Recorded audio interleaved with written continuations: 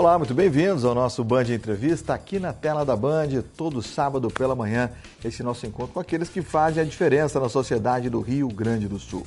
Band Entrevista no ar, sempre lembrando para você que você pode acompanhar toda a programação no Band RS no YouTube, inclusive a playlist, aqui com todos os mais de 90 convidados do Band Entrevista, personalidades que já passaram por aqui.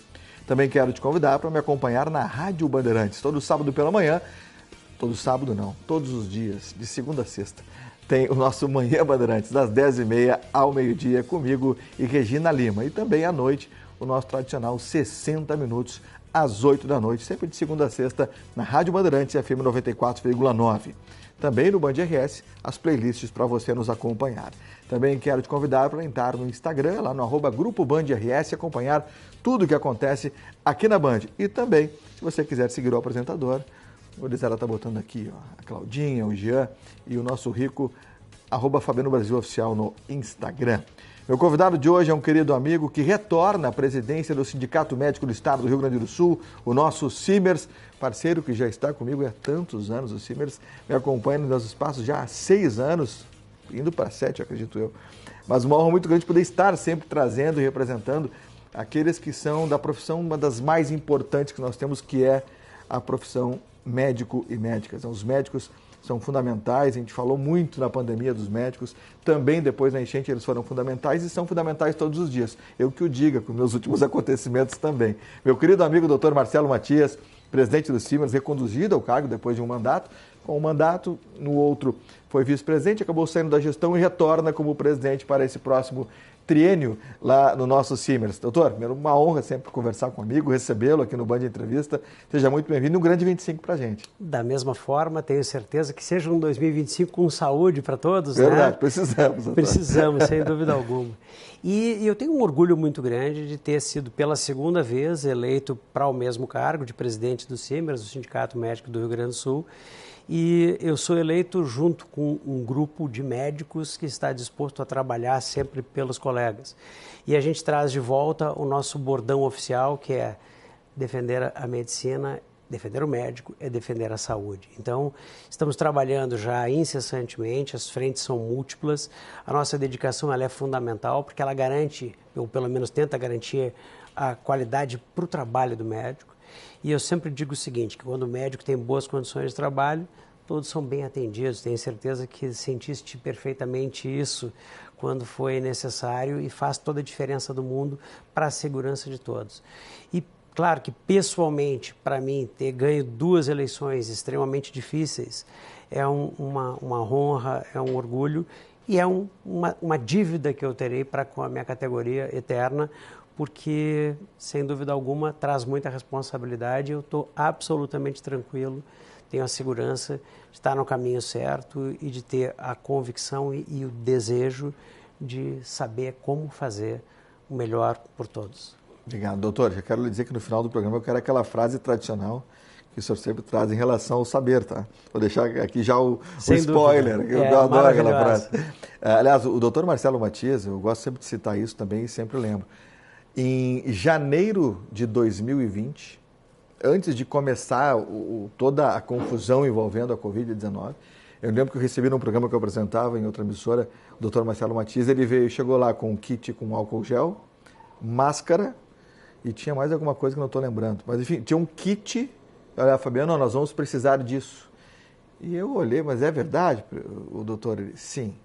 Ou seja, já se tratava, né, de uma forma bastante precoce, porque se falava de um vírus que tinha na China que pudesse talvez virar uma pandemia, mas está muito longe, virou a pandemia. Quer dizer, o Simers já trabalhava de uma forma bastante antecipada, preparando não só a sociedade, mas os próprios médicos para algo que viria.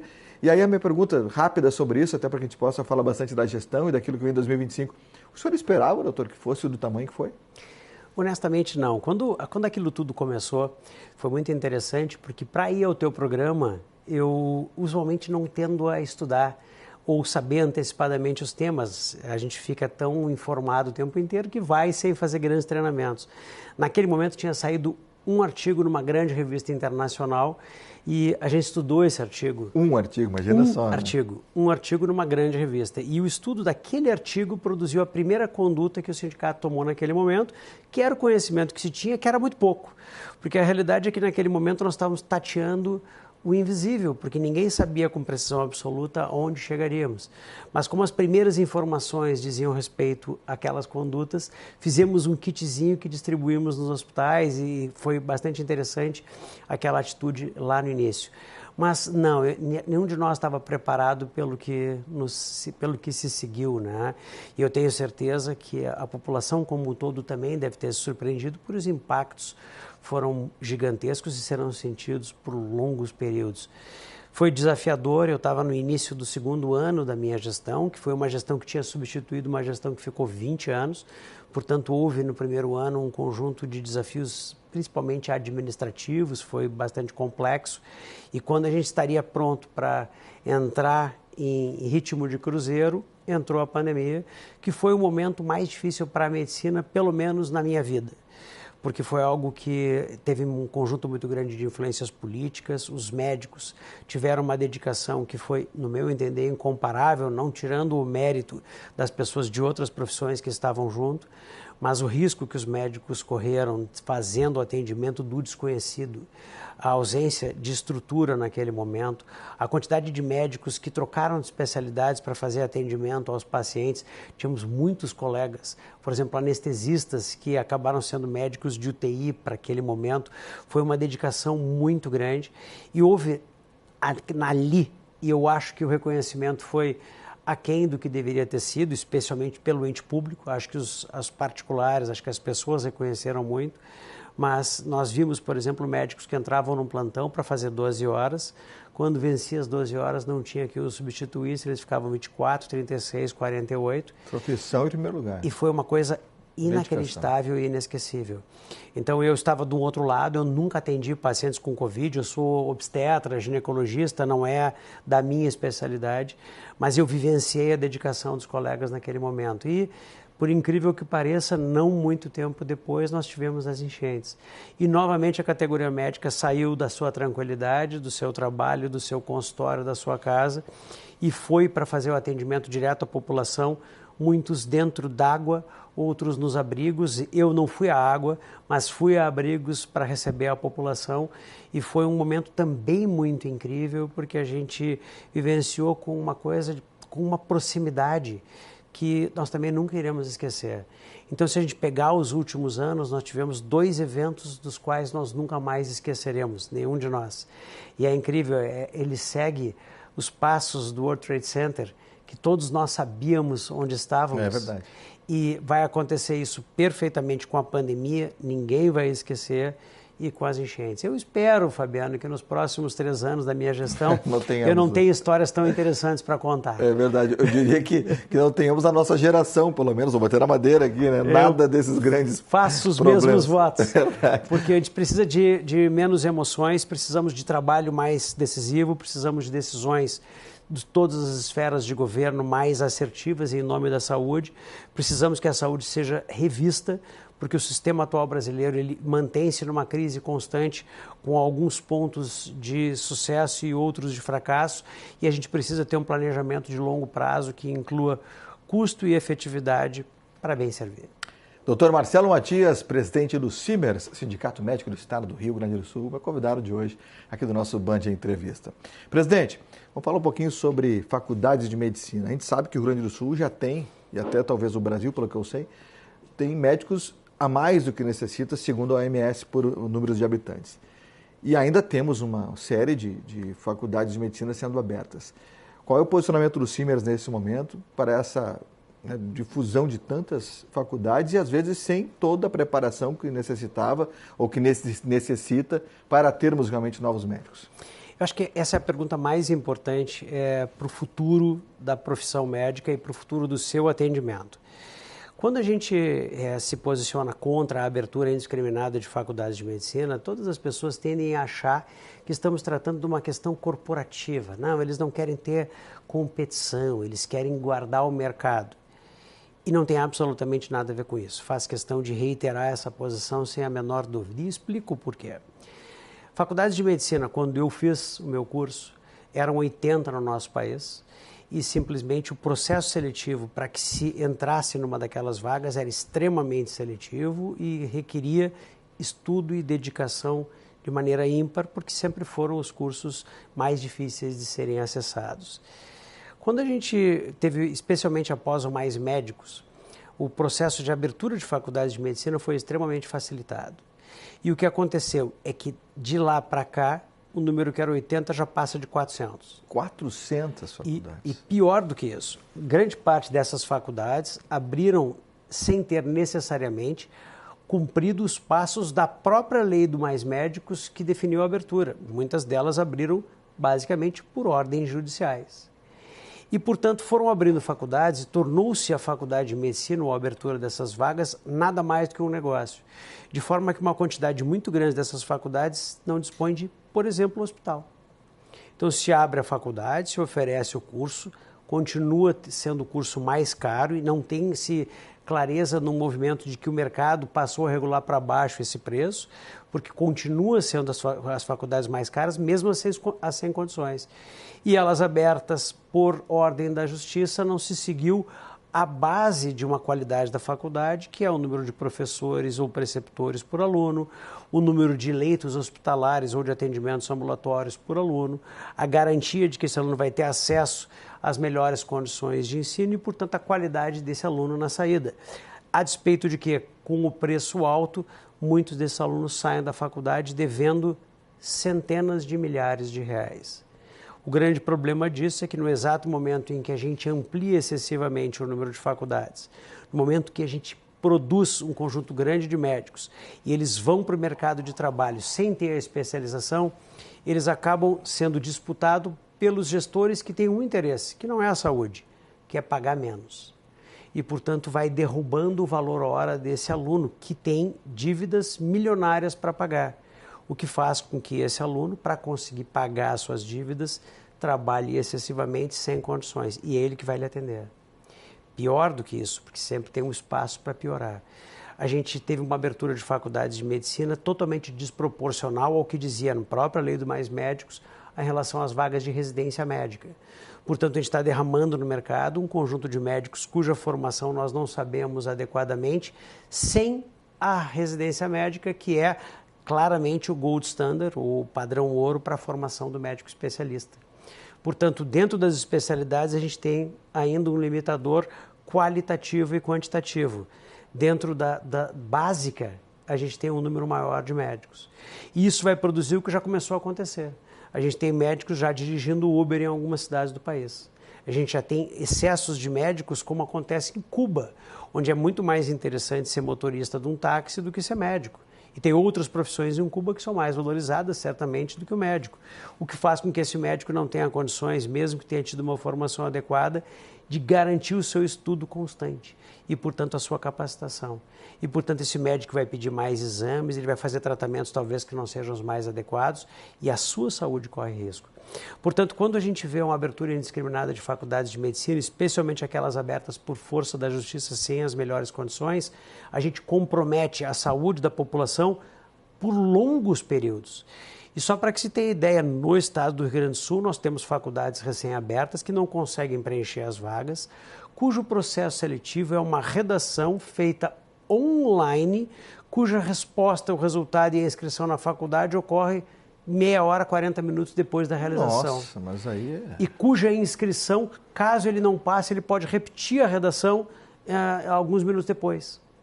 E aí ele entra para a faculdade e imediatamente ele já recebe um contrato para assinar a inscrição dele, a pré-matrícula, e está resolvido o principal problema vinculado a essa faculdade, que é o dinheiro.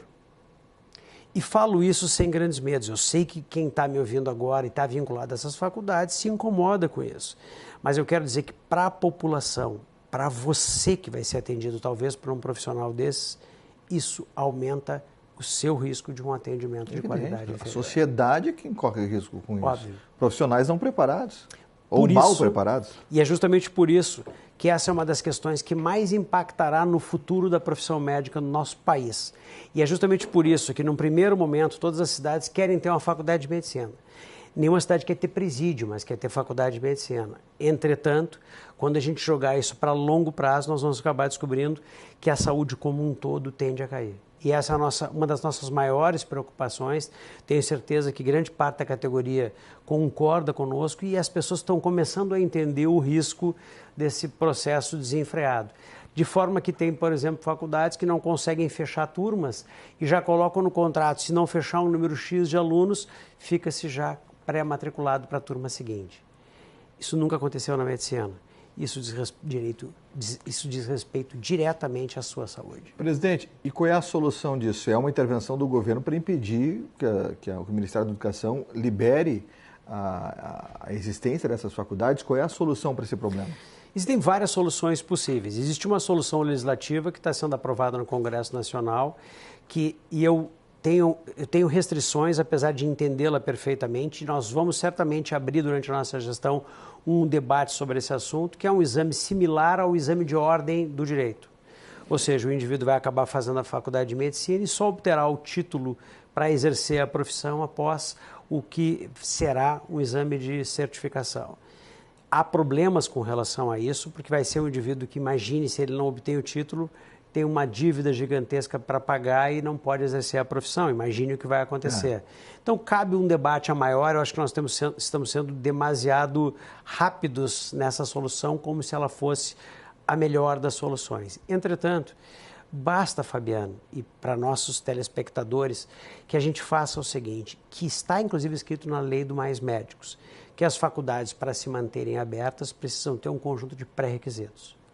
Se esses pré-requisitos forem cumpridos, as faculdades, a priori, podem manter suas vagas. Se não forem, tem que ser fechadas amanhã. Segunda questão, julgo absolutamente necessário que o Ministério da Educação faça com urgência a intervenção em todas as faculdades que não tiverem as notas adequadas nos exames que se fazem para a avaliação do ensino médico. Porque, basicamente, as faculdades passam a ter a necessidade de oferecer um ensino adequado se as notas fecharem suas próprias vagas. E não acontece isso. Uma faculdade pode tirar notas péssimas. E nós não tivemos ainda notícia do fechamento de uma faculdade de medicina por intervenção do Ministério.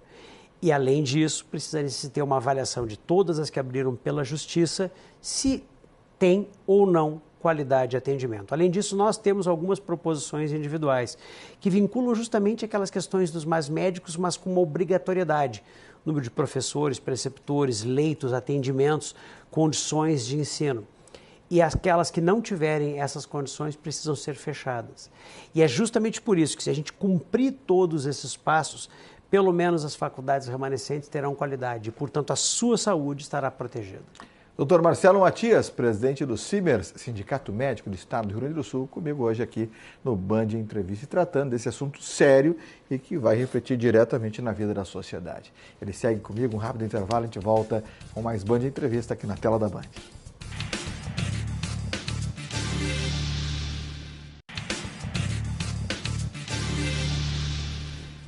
Voltamos com o nosso Band Entrevista aqui na tela da Band.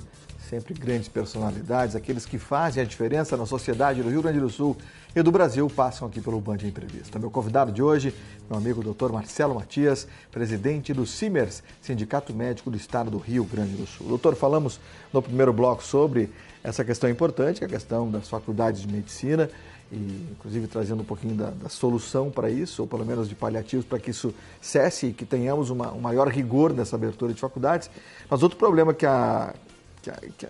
os médicos, né, que a classe enfrenta, é a questão dos médicos PJ. Muitas vezes as empresas contratam uma empresa para essa empresa contratar um médico. E aí que, às vezes, o valor não é aquele que seria pelo menos o justo e muitas vezes nem pago é. Como é que o CIMERS está trabalhando isso para a defesa desses médicos que vão lá, executam o seu trabalho e muitas vezes não recebem os seus honorários? Isso é extremamente importante, Fabiano. Toda a população acaba sofrendo o impacto disso que tem acontecido. Basicamente, na origem, nós tínhamos médicos elitistas e estatutários. E aí começou a se criar a terceirização. E ela atingiu o ápice após a Lei da Reforma Trabalhista, que possibilitou o exercício na atividade fim de terceirizados. O grande problema, Fabiana, é que quando a gente tem um hospital, o que tem acontecido é que os seletistas acabam recebendo, e esses não são médicos como regra, porque afinal de contas as multas da CLT para o atraso salarial são importantes. Então eles pagam todos os profissionais. E os médicos que são contratados por PJ, e eu não sou necessariamente contrário à contratação por PJ, muitos médicos preferem que isso aconteça dessa forma, só que eles precisam ser tratados como salário, e não são. E, portanto, ele acaba sendo colocado no bolo das empresas que têm acreedor, são credores do hospital. E muitas vezes isso é causado pelo próprio Estado, no sentido E maiúsculo, não quer dizer o Estado do Rio Grande do Sul, mas municípios. A gente viu exemplos claros agora na transição de governo em cidades como, por exemplo, Canoas e São Leopoldo, que simplesmente deixaram de pagar os valores para as empresas que terceirizaram os hospitais e, portanto, os médicos deixaram de receber, mas também de empresas que recebem numa cidade e repassam para outra. Então nós temos um conjunto muito grande de médicos que trabalham desde UPAs até hospitais, até inclusive postos de saúde que não recebem. Então imagina só o que acontece para um indivíduo que ele é contratado por PJ, mas na realidade ele é uma pessoa física e apenas é o contrato dele. Ele talvez trabalhe só nesse local e ele tem as contas chegando. Eu tenho dito para os prefeitos ou secretários que eu tenho me reunido fazendo essa queixa, perguntando se, bom, o salário dele não foi pago porque ele é uma empresa. Então, não sendo pago o salário, eu infiro que a própria prefeitura não vai mandar o boleto de IPTU para ele pagar. Não, mas eles mandam. Ou seja, ele é pessoa física na vida dele, mas na hora de receber, ele é considerado uma pessoa jurídica que fica colocado ao lado das outras pessoas jurídicas. E cria-se um ciclo vicioso, porque afinal de contas, o hospital não paga, o médico reduz a sua produtividade, o hospital reduz o faturamento e, portanto, cria-se um ciclo vicioso que vão ter que entender em algum momento que o médico é o ente fundamental para a manutenção do hospital como estrutura, para o seu faturamento e para o atendimento à população. Então é uma coisa tão grave que vai ser a nossa primeira campanha, e a campanha nós ainda não temos o nome, mas será algo que vai tratar PJ também é gente, PJ também é salário, PJ também é vencimento, para que a população esteja ao nosso lado para entender que esse médico, quando trabalhou, ele não trabalhou como uma empresa, ele trabalhou como um ser humano, saiu de casa para lhe atender. E é justamente isso que nós precisamos defender. Por isso, temos já proposta de soluções. E até, talvez seja um dos primeiros lugares que a gente esteja falando isso publicamente. Opa, primeira mão, olha aí. Nós vamos fazer uma proposição de lei, que vai ser municipal em alguns locais, mas vamos também encaminhar para a Assembleia Legislativa, na qual a empresa não possa receber a parcela atual se não pagou o valor devido aos médicos na parcela anterior. Perfeito. Isso torna difícil que a empresa resolva jogar com dinheiro para outras questões. E há uma questão básica que eu tenho certeza que tu vai te surpreender agora. Muitas vezes uma empresa tem 10 cidades. A cidade 1 paga e eles utilizam o recurso da cidade 1 para a cidade 2. Meu Deus. E, portanto, a prefeitura que fez o pagamento acaba tendo dificuldade no atendimento porque o médico contratado... E se uma delas não paga nesse ciclo aí, volta para a primeira que vai ficar sem receber. E, portanto, nós estamos tratando de uma coisa que ela é catastrófica, porque as pessoas não conseguem imaginar o grau de problema que isso causa para alguém que trabalhou ou tem que trabalhar a ideia de não receber. E eu tenho dito sequencialmente, digo aqui sem medo, desde a criação da Lei Áurea, as pessoas trabalham e precisam ser remuneradas para isso.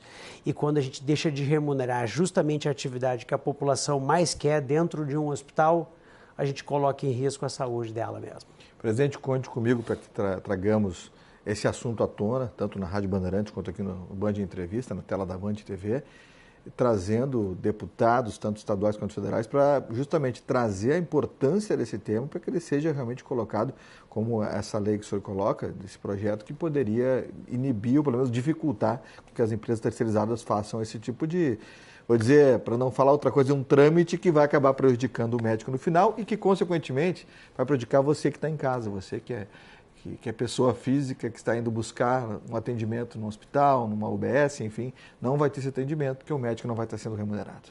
Presidente, temos mais um minuto para terminar o programa. A gente sempre termina... Eu gosto muito de ouvir uma frase que o senhor fala sobre o saber. Eu gostaria que o senhor repetisse para a gente, para quem nunca ouviu a primeira vez. Eu já ouvi várias e gosto de ouvir sempre. É uma das frases que eu mais utilizo e ela é uma parafrase, porque a frase original do Sócrates foi: só sei que nada sei. Mas eu sempre repeti, porque assim me pareceu mais claro, a verdade absoluta, que quanto mais sei que não sei. Portanto, eu estou eternamente aprendendo. Verdade. E isso é uma das coisas mais importantes. E aí, Fabiano, eu vou te dar uma outra dica. Opa. Uma das provas absolutas de ignorância é o oposto dessa frase, que é quanto mais não sei que não sei. Portanto, a ignorância, ela torna o ignorante alguém que acha que sabe absolutamente tudo. Espetacular. Doutor, muito E essa obrigado. é minha. Tem que botar lá, Matias, Marcelo. Doutor, obrigado pela presença de sempre. Sempre um muito prazer bom conversar enorme. com o senhor. Estava com saudade de conversarmos. E é importante trazer toda essa preocupação do senhor e da entidade enquanto a defesa dos médicos, que são, como disse no início do programa, eu trabalhei próximo a médicos e acompanhei os dois lados. E sei a importância e tenho sempre comigo esse compromisso como jornalista de defender essa categoria onde eu posso, como eu posso, e principalmente colocando à tona para que a sociedade entenda a importância e aquelas situações das quais atrapalham justamente o bom desenvolvimento do trabalho dos nossos profissionais médicos do Rio Grande do Sul e do Brasil.